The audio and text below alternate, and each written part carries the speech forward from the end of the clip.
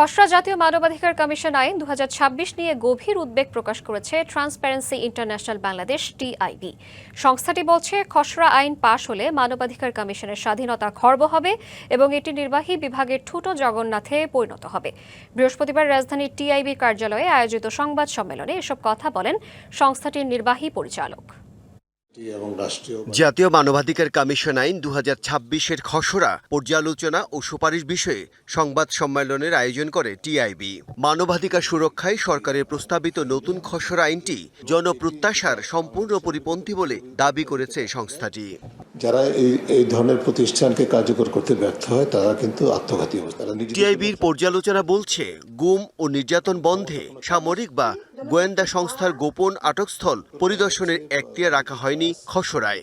একই সাথে মানবাধিকার লঙ্ঘনের অভিযোগে শৃঙ্খলা বাহিনীর বিরুদ্ধে সরাসরি তদন্ত, অভিযুক্তদের গ্রেফতারের ক্ষমতাও খর্ব করা হয়েছে।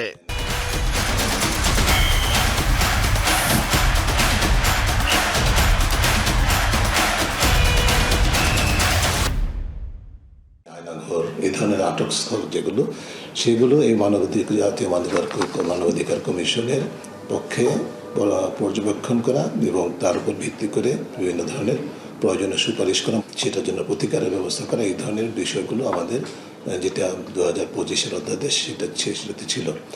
এই বিষয়গুলো সেখানে আসলে ডাইলিউট করা হয়েছে। খসড়া আইনের তীব্র সমালোচনা করে টিআইবি জানায়, কমিশনের নিয়োগের বাছাই কমিটিতে মন্ত্রী ও সরকারি দলের এমপি রেখে রাজনৈতিক প্রভাবের পথ সুগম করা হয়েছে।